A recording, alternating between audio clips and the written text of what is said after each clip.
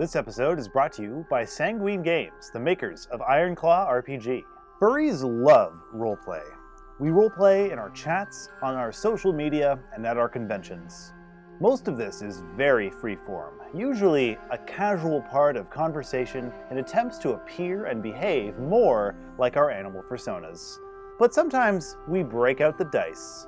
I'm talking, of course, about the furry love of tabletop role-playing games. Many's the furry with a dragonborn bard, or an Arun child of Gaia on a character sheet somewhere, but anthro characters are always the exception to the rule in these settings.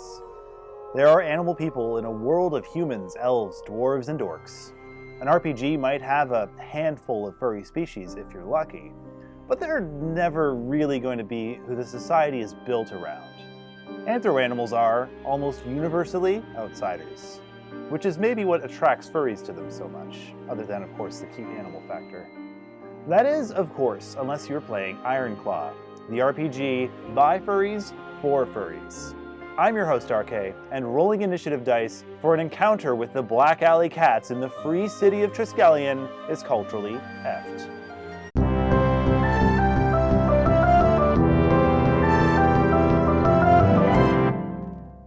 To launch the Kickstarter for their tie-in novels and their first ever book of monsters, Sanguine Games kindly sponsored this episode of Culturally Effed. Our very own husky writer-in-residence Tempo is penning all the monster lore for the latter, and Hugo Award winner Ursula Vernon of Digger, Hamster Princess, and Dragon Breath fame will be providing the illustrations. So if you are intrigued by this episode, please click on their links in the description to see the complete works of Ironclaw and consider supporting their Kickstarter for the new Book of Monsters and the revised and expanded line of fiction set in the Ironclaw universe. First released in 1999, Ironclaw is a tabletop RPG with no elves, no dwarves, no humans of any kind. Every person in the setting is an anthro animal. This means the society presented centers around talking animals, with its whole world built around the idea that some people can fly and others can bite you in half. As we see in a lot of other furry media, embracing multi-species ergonomics keeps your setting believable and avoids questions like why teacups have handles in My Little Pony, or how to design chairs when you have a bulky tail. Furries aren't completely without options when it comes to an anthrocentric RPG, but these often focus exclusively on one species, like Mouse Guard. If you're set on playing a mouse, but your friend is pumped to play a bunny, it's a lot easier to get everyone to sign on if you have a range of species available. Or you could switch to bunnies and burrows, but then you don't get to play as a mouse. Ironclaw has a second edition released in 2007, the one I have here is the revised first edition, with 4 supplement books accompanying it. The series also has 3 books of fiction set in the Ironclaw universe: Scars, Dreamcatcher, and Black Iron, which I have here as well. One big hurdle in jumping into any new campaign setting is getting a handle on the lore, history, and culture. So today, we're going to give you a rundown of the world of Ironclaw. Ironclaw takes advantage of a core concept of furry, our communal knowledge of which animals embody what personality traits in fiction. Ravens are crafty and cantankerous. Badgers are hard-working homebodies. Rats are scrappy survivors. Even people outside the fandom find such settings accessible because they've been exposed to these kinds of animal tropes their whole lives. In the world of Ironclaw, talking wolves are the only wolves. No sentient species has a feral analog. This avoids those awkward questions that arise when you meet your feral relations. With birds and mammals off having a society, it's up to reptiles, insects, and plants to fill those ecological niches.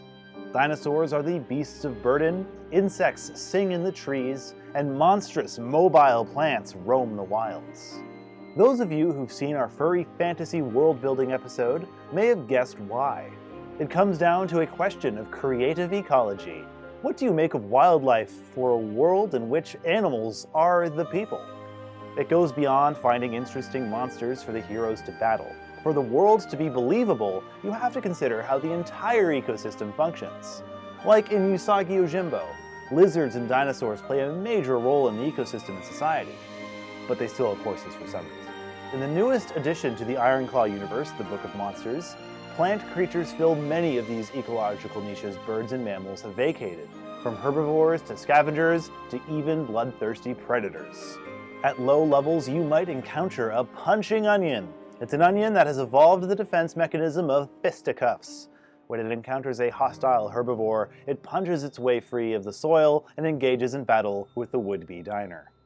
Or this majestic lake dweller, which resembles a turtle but is not a turtle, but spends most of its time basking in the sunlight, photosynthesizing. A unique aspect of the game is that your character species itself is a skill. You want your cat to be good at cat stuff, like sneaking, jumping, and being lazy, you invest your points into that. While it sounds odd that your rhino could be more or less rhino-y than average, it addresses a recurrent problem of shoehorning anthro-animals in any given RPG. You don't have to wait to actualize your character concept. That is, you don't have to wait for the game or the GM to give you your signature moves. If you want to play a sparrow, you just start being able to fly. How good you get at it depends on how much you focus on improving it, instead of brushing up on, say, swashbuckling or studying forgotten magic. In addition to species, each character has a career. These grant you skills just like your species. You can improve them over time, letting you do anything related to that craft. Options range from thieves and craftsmen to knights and witches. The setting features several schools of magic, conveniently color-coded.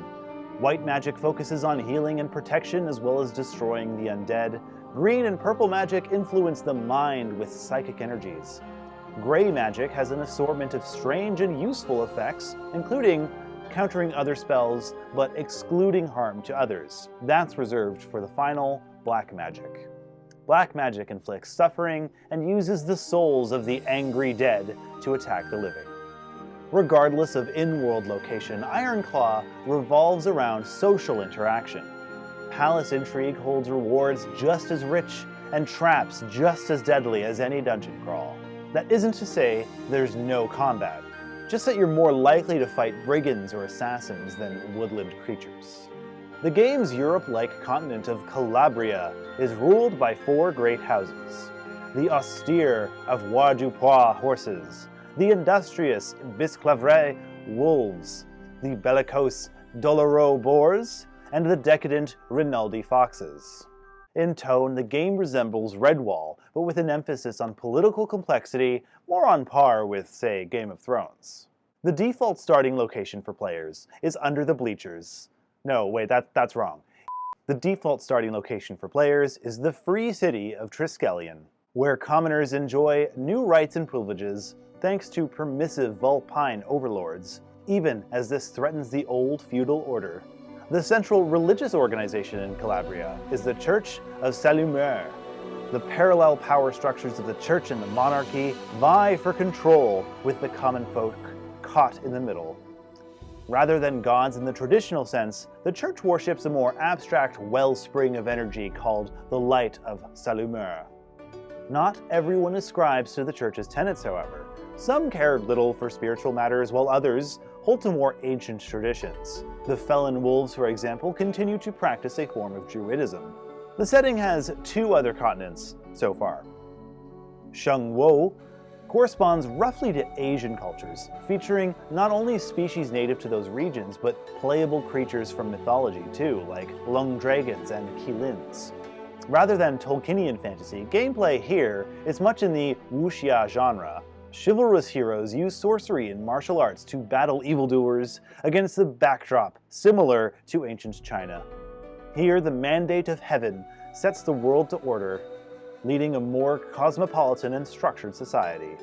Honor and law are a major part of life for all social classes. Akoma, which is the Africa analog in Ironclaw, is a land of scientific advancement in the world's most powerful empires.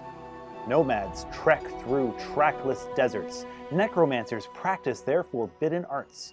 Ancient dynasties vie for control of unimaginable wealth of gold and other trade goods. With magic largely outlawed, alchemy, engineering, and medicine have picked up the slack, outpacing the other continents. But why even play a tabletop RPG in the age of computer games? Well, because your friends outperform computers when it comes to understanding complex social situations. Good tabletop RPGs take advantage of what our brains do better than computers. In Ironclaw, that takes the form of not using hit points. Instead of being certain you can survive a sword hit because you know you have 40 health left, you can either gain negative statuses like being injured or afraid, or, in more extreme cases, just death. Just outright dying. Tabletop RPGs inherited these mechanics from its wargaming forebears, but they aren't central to immersive roleplay. Instead, presenting inhabitants of your setting, reacting logically is what makes it feel real. The friends in your playgroup understand intuitively how vastly different people would react in-universe, allowing you to rapidly take your game master's carefully crafted storyline right off the rails. One unique aspect of Ironclaw is that it both opens and closes with a clear signal to the group. At the start of gameplay, each player says their character's name and personal motto. If you've ever tried to start a session of another game while some of the players are still goofing off and chit-chatting, you know what a benefit it can be to have a signal that the game is actually started in earnest. Likewise, the gameplay concludes with a debriefing where the players and storyteller talk about what happened. This is also where experience points are handed out. Unlike most other RPGs, you don't earn experience by killing monsters, but rather by completing storylines and having your character follow her personal motto. The central game mechanic of Ironclaw centers around the highest roll among your dice rather than adding dice together. D4s are the lowest, and you can spend your experience points to upgrade that to a D6, and then a D8, and so on. When you try to do an action that has a chance of failure, such as climbing a tree, you have to beat a set number with at least one of the dice you roll. This number goes up for more difficult tasks. For example, I landed on a 4, which means I climbed that tree. I actually did roll a 4. That wasn't fake. Okay. In a setting as diverse as this, the differences between species can be more interesting than the differences in alignment or classes. Roleplay isn't just a furry pastime. By trying on different personalities, we learn more about ourselves and who we'd like to be. As adults, we have a limited number of times in a week where we can see our friends, let alone make fools and heroes of ourselves together. If you haven't tried tabletop role-playing before, I strongly recommend it. If you can't find a group to play with, you can find furry games streaming on YouTube and Twitch, and on podcasts, or even sitting in at conventions. Cons are a great space to try this out for the first time if you can't find fellow players in your day-to-day. Coming this fall, I will be releasing a new project I have been working on, Quests and Queers. It is in partnership with Toronto Gamers, and we are playing Dungeons & Dragons 5th edition with a group of LGBTQ+ players.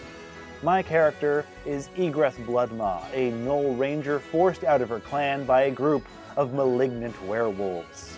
Separated from her children and her partners, she wanders the world in search of answers and a way to reclaim her pack from the menacing magics of these mysterious werebeasts. Make sure to check out the Ironclaw Kickstarter that is running right now. Both Tempo's new Book of Monsters and the relaunched fiction line are there for the taking. If you're new to Ironclaw, you can also pick up the Omnibus Gamebook of the 2nd edition, not this one, but a newer, better one, on the Kickstarter at a discount. Special thanks to Sanguine Games for sponsoring this week's episode of Culturally Effed. I want to know if you've played some furry tabletop roleplay. Post down in the comment section your favorite character that you rolled up, and Rusty will share some of his favorites on our next Effed Up date. Don't forget to use your movement to check out those Kickstarter links, your action to subscribe to Culturally Effed, and your bonus action to hit the notification bell. I have been your host, RK. Thanks for watching. Oh, it's Master Rusty here to say your tiger claw is no match for my bunny hog. Ding the bell down below to start the match and also get notifications every time we post a video. If you like what we do, please help support us on Patreon with monthly donations, or if you'd rather not, you can get a one-time t-shirt purchase with these buttons down here. In order to get your black belt in Furry, make sure you're subscribed and you tag some friends you think might like these videos. And as always, thanks for watching. I've been Master Sensei Rusty. I will see you in our next battle. Thank you for watching. No, please don't hurt me.